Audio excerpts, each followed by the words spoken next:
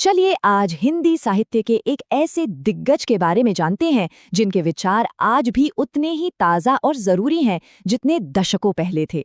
हम बात कर रहे हैं आचार्य हजारी प्रसाद द्विवेदी की।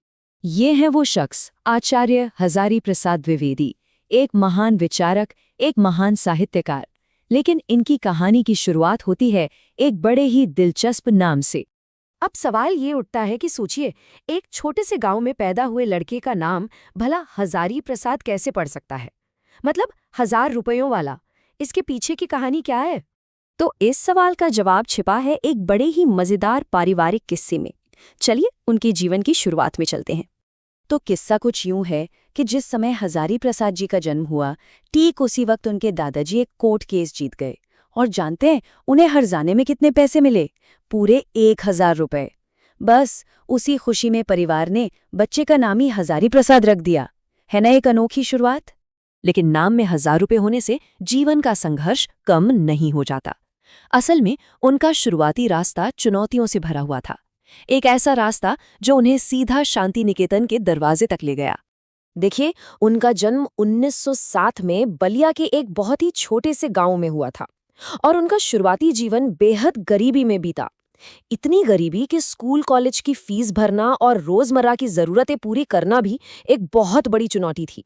उनकी आर्थिक तंगी का आलम यह था कि इंटरमीडिएट कॉलेज में एडमिशन के लिए उन्हें किसी से 40 रुपए उधार लेने पड़े थे। जरा सोचिए, सिर्फ 40 रुपए, जिस पर उनका पूरा भविष्य टिका हुआ था। लेकिन फिर उनकी जिंदगी में एक बहुत बड़ा, एक निर्णायक मोड़ आया। साल 1930 में वो पहुंचे गुरुदेव रविंद्रनाथ टैगोर के शांति निकेतन। यहाँ उन्होंने अपनी जिंदगी के 20 साल गुजारे। और सच पूछिए तो इसी जगह ने उन्हें वो बनाया जो वो थे। और ये बदलाव कोई मामूली बदलाव नहीं था। जैसा कि कहा भी जाता है, शांति निकेतन के उस माहौल ने उन्हें पूरी तरह से बदल कर रख दिया। एक नए, आत्मविश्वास से भरे और बहुत ही तेज बुद्धि वाले व्यक्तित्व का जन्म हुआ। शांति निकेतन में मिले इसी आत्मविश्वास ने उनकी सोच को वो दिशा दी जो भारतीय चिंतन में उनका सबसे बड़ा योगदान माना जाता है। और वो था परंपरा और आधुनिकता को एक साथ लेकर चलना। देखिए, द्विवेदी जी की सबसे बड़ी खूबी यही थी। एक तरफ तो उन्हें संस्कृत और हमारे पुराने ग्रंथों की बहुत गहरी समझ थी और दूसरी तरफ वो आज की दुनिया की चुनौतियों को भी खूब समझते थे।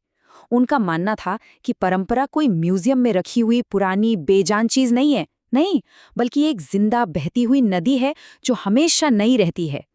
तो मतलब उनके लिए अतीत और भविष्य ये दो अलग अलग चीजें नहीं थीं, बल्कि एक ही कहानी थी जो लगातार एक दूसरे से बात करती है, एक दूसरे को कुछ सिखाती है। और उनकी ये अनोखी सोच उनके हर काम में दिखती थी। वो किसी एक दायरे में बंधकर नहीं रहे। वो एक शानदार उपन्यासकार थे, एक बहुत बड़े आलोचक थे, बेहतरीन निबंध लिखते थे और साहित्य के इतिहासकार भी थे।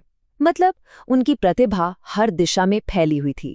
जाहिर है, इतनी गहरी सोच और इतनी प्रतिभा का असर भी बहुत गहरा होना था। उन्होंने हिंदी साहित्य को एक ऐसी विरासत दी जो आज भी जिंदा है। चलिए उस पर एक नज़र डालते हैं। उनकी कुछ सबसे मशहूर रचनाओं को देखिए। बाण भट्ट की आत्मकथा जैसा उपन्यास जिसमें उन्होंने इतिहास को मानो फिर से जिंदा कर दिया, या फिर अशोक के फूल जैसे निबंध जिनमें परंपरा की गहरी समझ झलकती है। और उनके इसी महान काम के लिए उन्हें पद्म भूषण और साहित्य अकादमी पुरस्कार जैसे बड़े सम्मानों से भी नवाजा गया। और ये एक बात उनके पूरे काम का सार बता देती है। द्विवेदी जी का काम किसी एक इंसान का काम नहीं है, बल्कि वो भारत की उस हजारों साल पुरानी सामूहिक चेतना का आईना है जो कभी टूटती नहीं, हमेशा चलती रहती है। तो आखिर में एक सवाल छोड़ जाते हैं। आज जब दुनिया इतनी तेजी से बदल रही है, तो क्या हम आचार्य हजारी प्रसाद द्विवेदी से ये सीख सकते हैं कि एक बेहतर भविष्य बनाने के लिए अपनी जड़ों को, अपने अतीत को समझना कितना जरूरी है? इस पर सोचिएगा जरूर।